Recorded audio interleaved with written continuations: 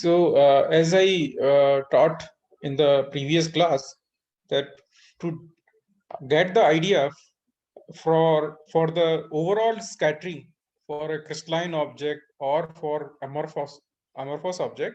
So Kiran, Ashokan, I'm including your questions which you sent by email.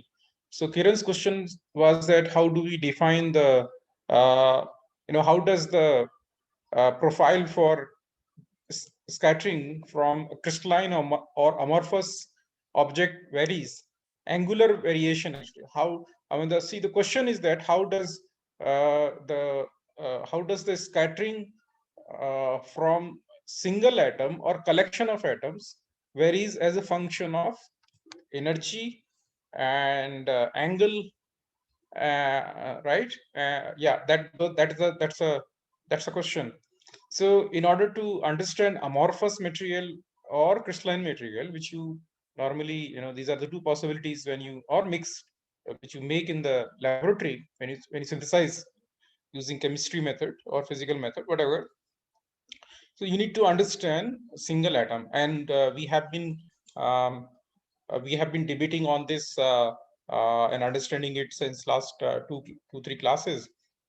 So I hope you understood this concept already. If you still have any doubt, you can still ask me.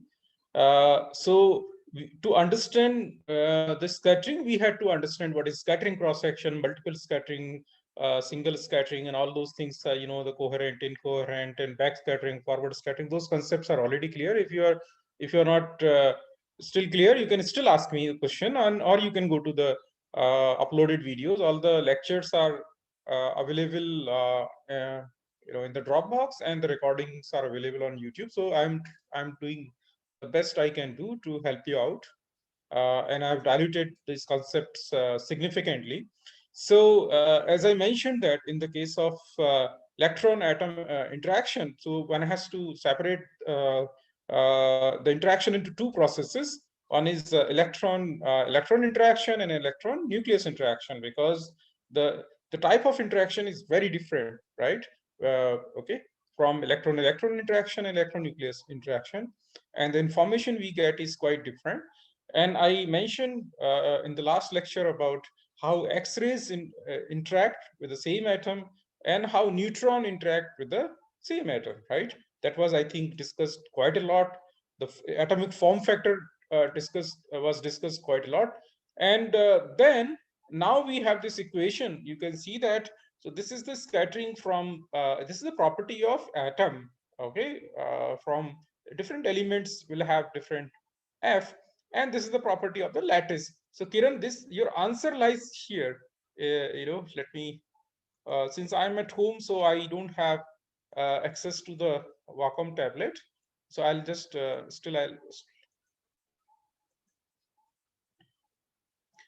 so your answer lies here into this term. Second term, basically, if it is amorphous, so you will have no ordering here. You will not have any HKL or something, right? I will discuss about that, because you still have a short range ordering.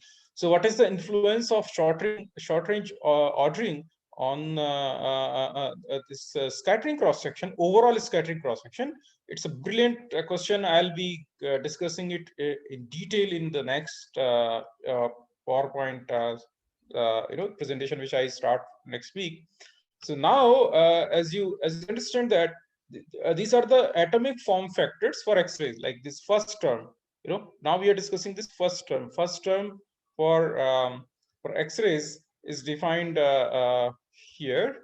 Okay, you can see that as a function of angle, as angle is increasing, this is decreasing, right? And this is a function of angle, and here Z is increasing, so this is increasing, right? Okay, you can see that. So as the atomic number of any question? Hello? Anyway, yeah. So you can see that these values are increasing in this order and decreasing in this order, right? I hope this is clear. So you can see another table You can see for vanadium, chromium, all kinds of stuff here. I hope it is clear. So now this is basically atomic form factor, and it is actually decreasing as a function of angle. You know, this is sine theta over lambda. It's not clear to you, but this x-axis is basically sine theta over lambda. Okay, so this is decreasing as a function of theta. Okay, now this is for single atom. So now Kiran's question was that suppose this material is so if you plot this, so you will get what you will get is basically a sphere, basically I'm sorry, there is some. Do you see the spikes on your screen when I draw something, Manisha? Yes, sir, we can see. Yes. Yeah, Yes, there is sir. some problem with this with the. Yeah, I'm sorry. I don't know why these spikes appear. There is some problem with the pixels. So you have to bear with me. There's a problem with the, yeah, you can see the spikes.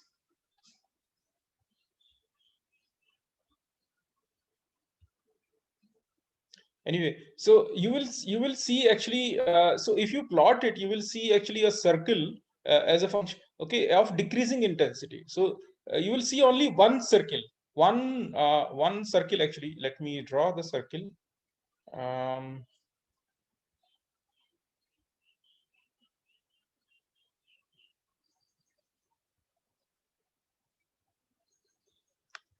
So if you see, you know, here, you will see something like this.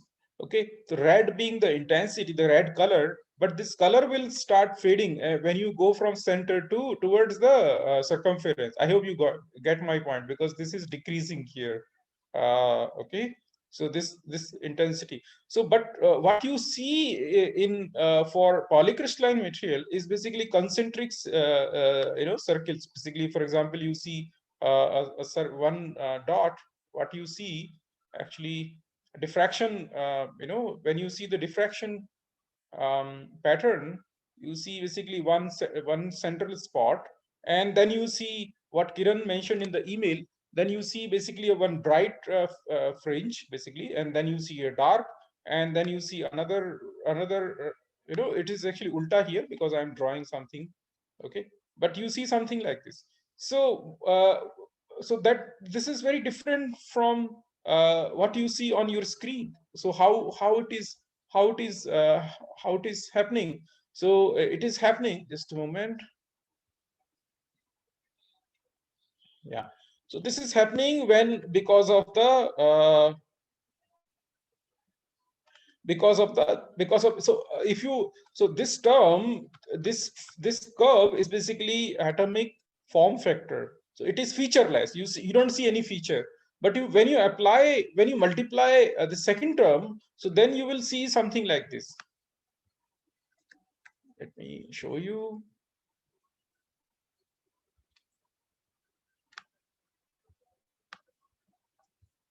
So you will see, I'm sorry, this is not exactly like this. And then you will see basically a dip, and then you will see like this and like this and like this, like this. Okay, you will see a structure here. So this will go down to 0. And so that is first maximum. And then you will have first minimum, then you will have second maximum. So you will have this kind of a fringe pattern. Okay, I hope it is here.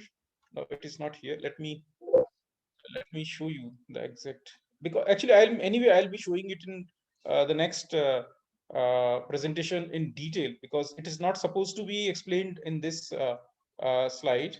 I'll be showing you in detail in the next PPT. But anyway, let me jump to the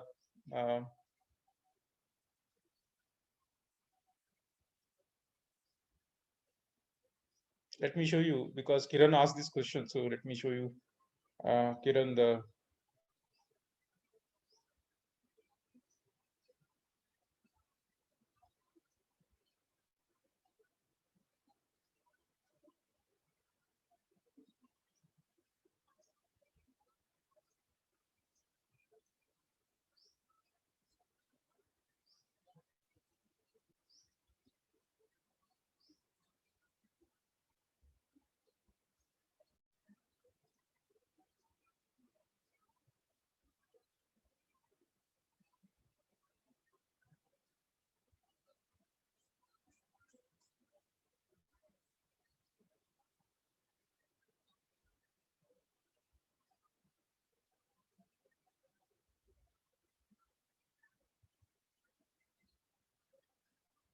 Yeah, I got the slides.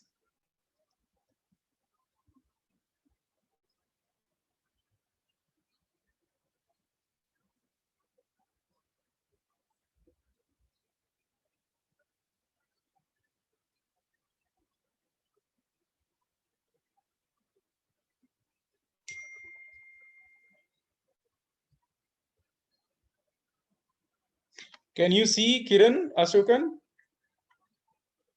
Kiran? Yes. Yeah, so right now you see some difference. So basically this is, you can see that when you multiply, so this is actually featureless. This is your from single atom. You understand what I mean? Yeah. Okay, so x-axis, you can see that this is angle sine theta divided by lambda. Lambda comes from the basically energy. So energy of electron, if it is fixed, so basically you are increasing the theta. Okay, so you can see that as a function of theta, and this is basically your atomic form factor. So it is a scattering from single atom. Now you can see it is you can see for aluminum, copper, and gold. So gold has and you saw the table, right? From Kaliti's table I showed you, right? So these values will increase for okay, these values are increasing, right? For higher Z. You got it? Aluminum, it is the less, and then copper, then gold. Okay, so it is increasing as Z is increasing, but it is decreasing as a function of theta. Did you understand, Aaron? Yeah. Yes, sir. Yeah. Now, if you apply, now your question was, what will happen to if I arrange atoms? These atoms, suppose this is for single gold atom, single copper atom, single aluminum atom. Suppose you have millions and millions of gold atom arranged in a lattice. So what will happen? So now your question was for amorphous, right? So this is for amorphous. Amorphous, you will see diffuse rings. So all your Kiran, all your questions are coming in the slides. Don't worry. But I'm jumping actually to the other. Okay, so nothing is missed. I have already enough slides for all the students actually. All your questions, I know I can predict your questions, and I have a slide on all the questions. So now you can see that this is actually for so you can see that this is for amorphous, Kiran, left one, left side.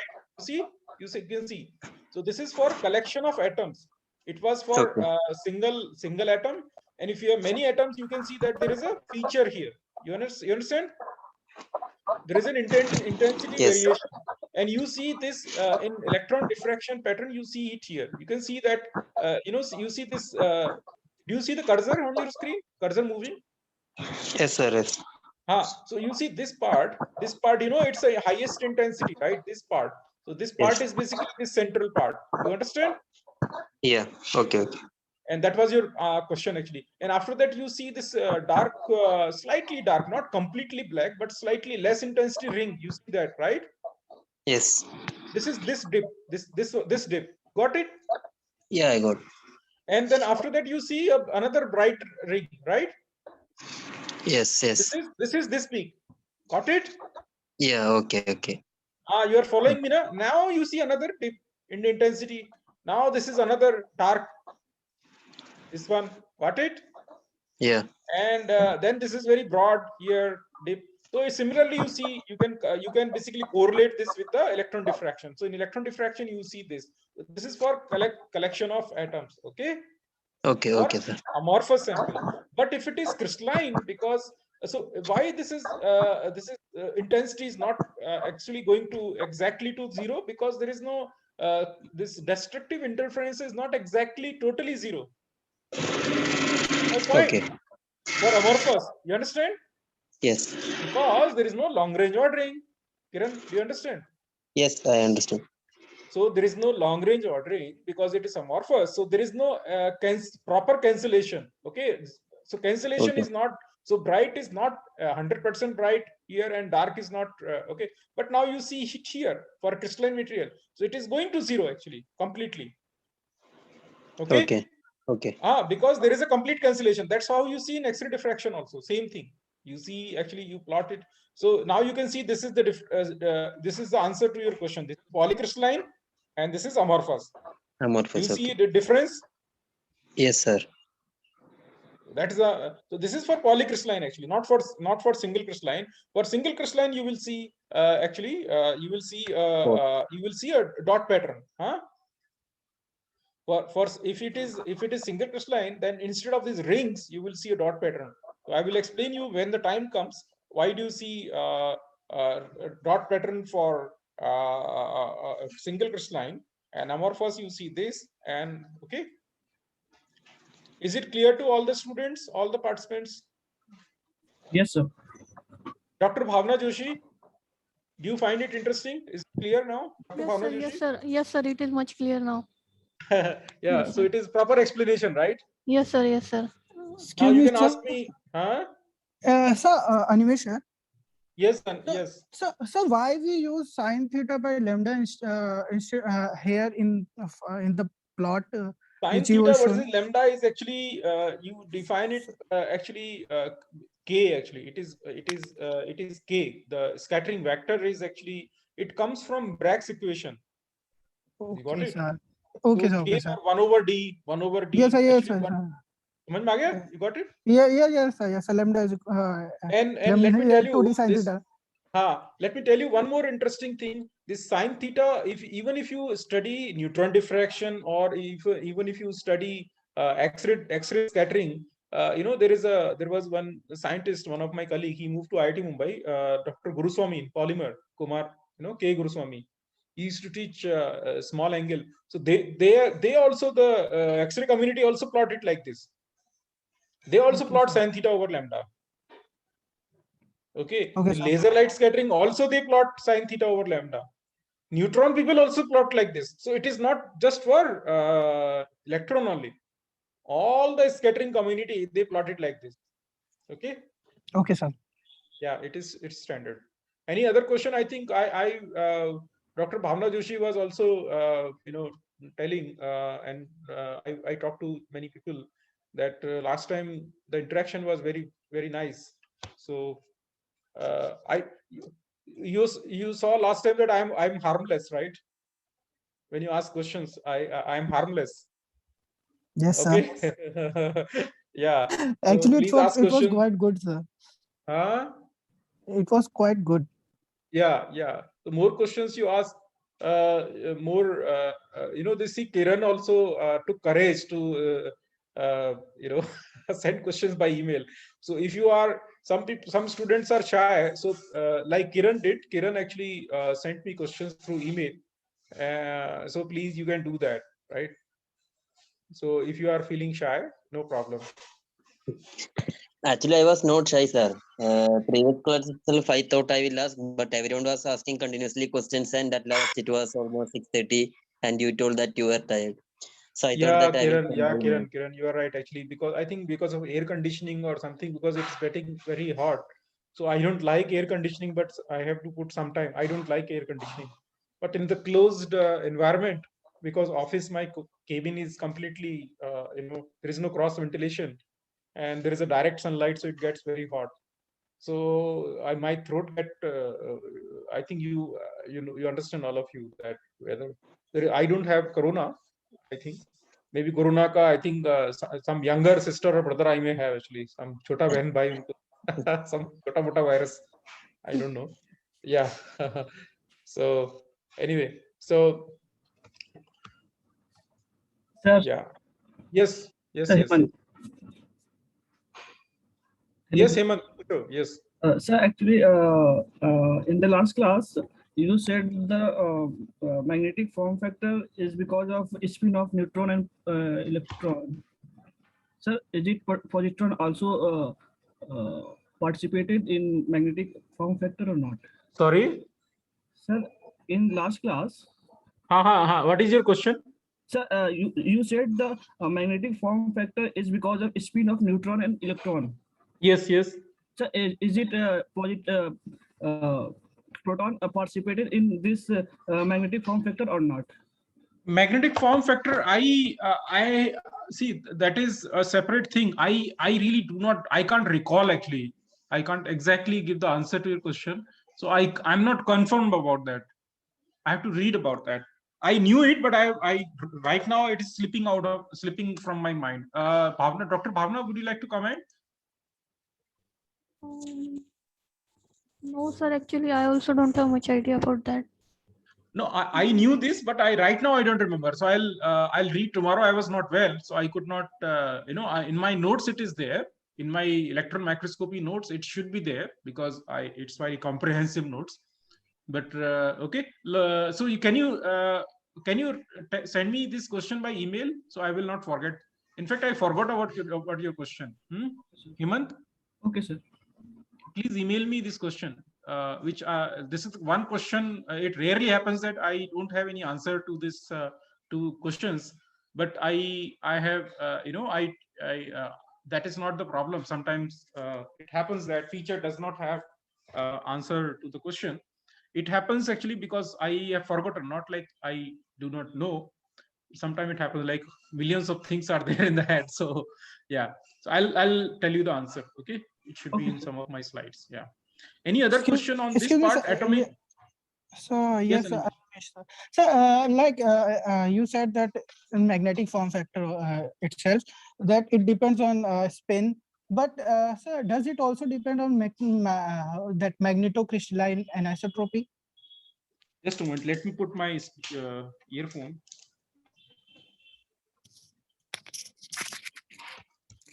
Yeah, now your voice will be better. Sir, you said that magnetic form factor. Yeah. I got your is answer. depend on, yeah. So does it depend on magnetocrystalline anisotropy? See, magnetocrystalline anisotropy is the property of the lattice surrounding this thing, right? So if you consider, see, form factor, atomic form factor, Animesh, Yes, sir. atomic form factor is the property of single isolated atom, nothing in the neighborhood. Okay, sir. You understand? So magnetocrystalline anisotropy concept comes when there are atoms in the neighborhood. Padosi bhi hain. You understand? Yeah, sir. So that you're right, that will be considered when we multiply it by the structure factor. So it is basically structural property. How how you understand? It's a adosi padosi, you know. Yes, sir. Yes, sir. Yeah. Okay. Any other question? Brilliant question. Now, yeah, I think all of you are now. I have started liking you now. I feel connected to all of you because you are asking questions. So the questions basically connect students with teacher. Believe me, more questions you ask me, you will come closer to me. Believe me. So people who have not asked questions, please ask. And sometimes the simplest questions students ask, more difficult they become to the teacher. Believe me, that is true. So you might be feeling that this question is very simple, and I may find some people may find me dumb. So don't feel like that. Okay. Sir, Yes, madam. hello. Yes, Sir, Priyanshi. if any element, yes, sir. Sir, if any element have magnetic moment 0, then can it gives neutron diffraction? Which atom? That's the question. Which atom? Means many lanthanides also have magnetic moment 0 at temperature. If decreases, then I can ask it. See, you are talking about single atom or collection of atoms, lanthanides. Yes, sir. When you No, say sir. magnetic- Single atom. Single Mhm. atom. So Yes, sir. see, magnetic form factor is as I told you that there is a chemical form factor and magnetic form factor. So magnetic form factor, if the spin is 0, if it is imaginarily we feel that spin is 0, then there won't be any interaction. It's a spin actually. Okay, it's purely spin interaction. Okay. Hello. Yeah. Yes, it is sir. purely Yes, sir. Yeah. Yes, sir. Yeah. Sir, it is on the spin of electron of that atom and coming spin of neutron. So, is it not? Yes, exactly. Yeah. Then So see, incoming neutron. Yes, sir. Incoming neutron. And the electron spin. An electron has always a spin in. Electron will always have spin actually. That's And what I was telling. Yeah. yeah, You have incoming neutron also have spin, so it can be. no. That's what I was telling. That overall, to answer Priyanshi's question, see, overall spin may be 0, but this is not actually overall interaction. So neutron interacts with single atom in which is moving in the atom. Please understand this, Priyanshi. Yes, sir. So basically, incoming neutron will interact. Suppose you have 10 electrons inside an atom. So incoming neutron will not at once. It will not. It cannot interact with all 10 atoms. It will interact. Sorry, 10 electrons. It will interact with one electron at a time, and then it will move away. You understand what I mean? So it is one particle, single particle interaction, single neutron and single electron. So single electron will always have a spin. Riyanshi, do you understand? That's what actually. Yes, sir. Got it, sir. Got it. Yeah, that's Yes, what sir. the student was trying to. Himanshu or somebody, I don't know who. Yeah. So Hemant. Yeah. So any other question? Mayur, any question? No, sir. No, sir. Pavan, No, sir. Jyoti madam.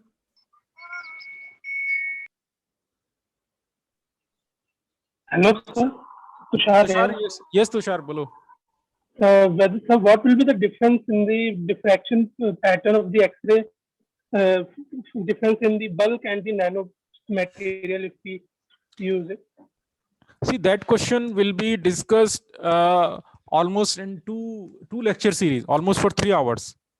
Can you wait for future? Otherwise, I have to jump to those. Okay, we'll be covering those things in detail in the okay. This is a big topic. There is a one chapter in the this book actually, William Carter's book. Okay, it's a very interesting. Okay. And I will be touching this question actually. Let me make your background first. So what I'm doing, okay, what I'm doing, Tushar, I'm making your background first. First, you understand the basic concept of scattering. What is scattering? How scattering takes place from one single atom. That actually took us a lot of time, right, Tushar? Yeah. Yes. Yes. And now I told you that how the scattering happens from more than one atom.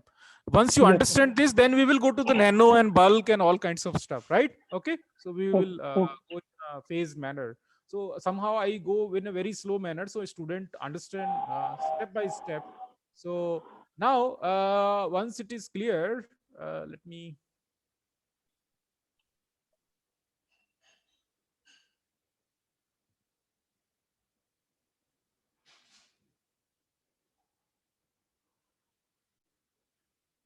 Yeah, so now let us understand collection of atoms, which you have already understood, but there are some equations which you do not need to remember.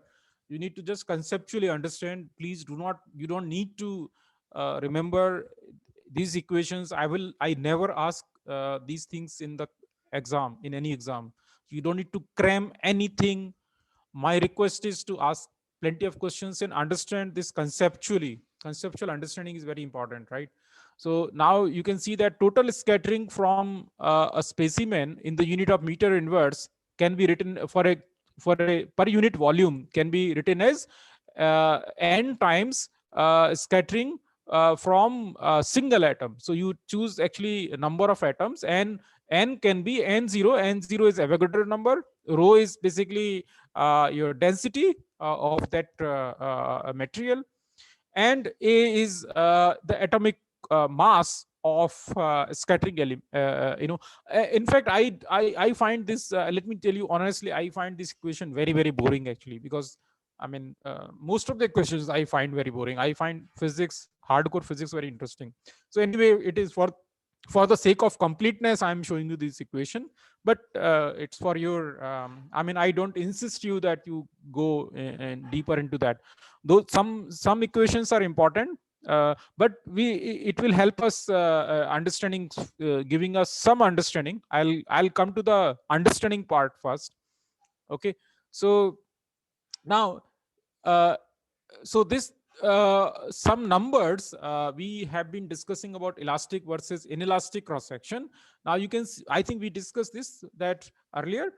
For TM, this in this energy range, the elastic cross section is always the dominant component of total scattering. So elastic scattering is the highest, is more.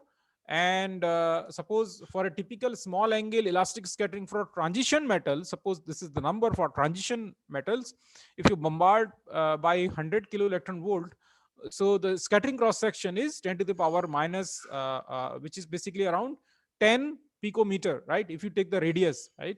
Okay, it's it will be 10 to the power minus 11. Okay, minus 11. So that is 0.1 angstrom or 10 picometer. Got it? So so it's good to remember that so basically incoming electron of this energy sees atom of this size. So that's the probability of so in the Raman scattering also we see we have the same thing. We always say that Raman scattering is very weak, signal is very weak. So there also we talk in the same number. There also these numbers are around the same, actually very weak actually. So please remember that same concepts are helpful for Raman scattering. Now for inelastic scattering, you can see that it goes down to 10 to the power minus 26. That means radius is 10 to the power minus 13. So that is a fraction, tenth of a picometer. Okay, 0.1 picometer. So it basically 10 picometer to 0.1 picometer. Okay, so there is 100 times difference actually in the radius. So okay, so now you can see that. So it gives you mean free path. Mean free path is basically the so this I told you that there is some application for this equation. This equation actually gives us some idea about mean free path. So mean free path is basically average distance that the electron travels between scattering events. It is important because we know that we have to make our okay. So basically I will not read this text, so I'll tell you the conceptually that this lambda gives me idea that what should be the thickness of the sample which I'm taking, so that I can avoid multiple scattering. Okay, I would like to avoid multiple scattering. So this I will be covering in the next lecture in detail, next PowerPoint actually, which is much more detailed. So this is basically a preliminary. This series was actually to teach you very basics. So real fun will start in the next round. Next week you will have real fun. So I'll be repeating these concepts actually, as I always do. All these concepts will be repeated, but with more maturity and more depth. Okay, so what I do, I make the students ready step by step. Dhire dhire unko complex. If I start teaching you the next step immediately and then I jump to nano, then you can't understand actually. You will be scratching your head actually. Now you can see that just to understand the concept of scattering took us long time. So foundation has to be very strong. For me, it would have been easy to jump several lectures. I could have finished it in few lectures. So see, every teacher's dream is to finish the lectures, content in few lectures and then take rest, right? But I don't like to take rest actually. Okay, you can see that I'm putting so much of effort in each content actually. Anyway, so now this slide has been already discussed, so I will skip it. So this is basically Monte Carlo simulation of electron scattering from you can see that a slab of copper thickness is 100 nanometer. Here also it is 100 nanometers gold. So you can see that forward scattering is dominant. Okay, here, and now you can see that here back scattering for higher Z number is also more and more. So yeah. So in the last slide. Yes. One more. Yes. So can you please explain true scripting? See, plural scattering is basically around 10 actually, around 10 scatterings. Okay, I think it is there in my content. Okay, in the beginning, if you go to the slides, it is all definitions are single scattering, plural scattering, and multiple scattering definitions I have given there. Huh? Okay, sir. So you can check the notes. Okay, sir. Yeah. Any other question? So now this is This Monte Carlo simulation, any simulation software or only a mathematical statistical tool? it is simulation software which is available online also, and it is basically it tells you is see you can also calculate this. I'll tell you the formula in the next presentation.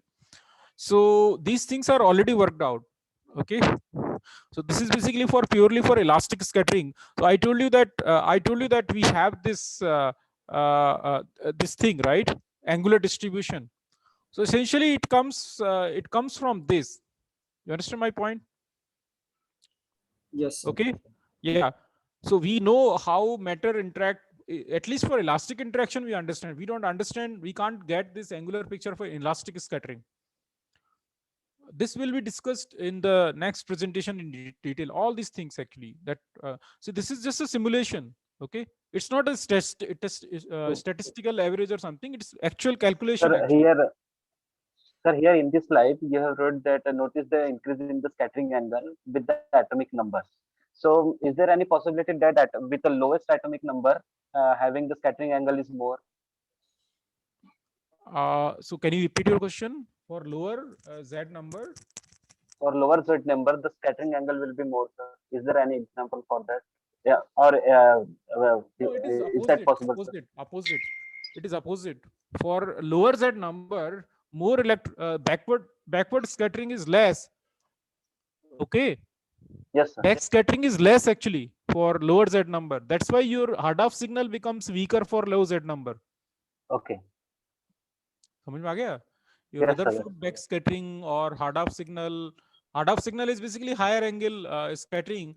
So that's how we have Z contrast in high angle scattering, right? So this actually gives us this is the reason you have a Z contrast in. Let me tell you. So your hard-off actually signal is somewhere here. So now you can see that for higher Z elements, you have more electrons here, and for lower Z, you have less electron. So if you have a detector here, and you will see that for copper, less electrons are reaching to the detector, and for gold, more electrons are reaching at the detector. And if you put other backscatter detector, which will be at this side somewhere, right? Backscatter detector will be somewhere in the this side, right? You can see for gold, you have more backscatter electrons. Backscatter electrons is used for Z contrast. You know that, right? Yes, sir. Yes, sir. Yeah. Very good question. Anybody else? So it's good that you're Sir, stopping. With respect to increase in the scattering, is there any effect on the resolution also, sir? With respect to resolution, actually resolution I'll be teaching in 2-3 probably for 1 week completely, more than 1 week. Resolution. Okay, sir. Resolution is a very complex thing. I gave you basic idea of resolution, theoretical picture I already gave you, that Abbe and Rayleigh criteria, right? Lambda by 2. Yes, sir. Yes, sir. Little bit we studied in the. So we will be coming back to the resolution also. See, I can teach you. No, sir. Actually, what happens, sir? See, in the this aurum, what we call this gold. In this, the scattering is much more. We can see there is a lot of scattering is happening. So I'm just thinking about how we can catch those scattering, how we can get those things in the detector. It depends upon what you are trying to detect. So I told you that in electron microscopy, one signal is bright field from the direct beam. From diffracted beam, you have dark field, okay, bright field, dark field, and then you have selected area electron. So bright field, dark field resolution, I'll be teaching you separately. And then HRTM resolution is a separate thing. so there is a separate so basically your resolution actually is not decided. So your resolution is not decided by this scattering, because your detector is kept somewhere here for bright field, dark field. Okay, Yes, sir. okay. Yes. Yeah. Sir, beside of atomic number, is there any other factor which affects scattering, sir? Yes, look at this. This is the next slide. Yes. Next slide. Very interesting. Yes, sir. Yes. Very interesting question and very interesting answer also. You wait. So target becomes smaller as the bullet becomes faster. So if you talk to any forensic expert or army person, if you have any family friend, some uncle or somebody who has been in army infantry, so if they have experience of firing by different kinds of gun, so they will tell you that for example, from a high energy gun which has a lot of ballistic power, so the injury mark will be very small. Okay, will be very clean cut. Okay, so for example, if you fire from a okay, just a day-to-day life example, suppose you fire from a high intensity gun, high energy gun on a glass window, so you will see a clean cut, actually clean hole. And if you just throw a stone, normal stone, you will shatter the entire glass. Okay, and if you fire by a bullet on the glass, so glass will be damaged, it will be cleanly cut, actually the energy will. So so what I mean that slow moving object spend more time with the sample and they have much more information, so they tend to give more energy to the specimen. Okay, so this is the example. You can see an apple, and one bullet is actually a high energy bullet is going through this, so you will see a clean cut, actually. Okay, and so to answer your question, whoever was asking that, so energy also affects the scattering. Okay, so scattering, actually scattering probability decreases as energy increases. Okay, you understand? Sir, what's the energy, sir? What's the energy is responsible for the scattering also, sir? Sorry? Whose energy is affects the scattering, sir? Electron energy. Energy of the incoming electron. Incoming electron, yeah. Okay. So so high density region of your specimen scattered, that's true, actually, that we know. If the density is higher, it will be scattering more. So we will be coming back to this topic in detail through only one equation in the next lecture series. Now you can just take this idea as it is. Yes, okay, and so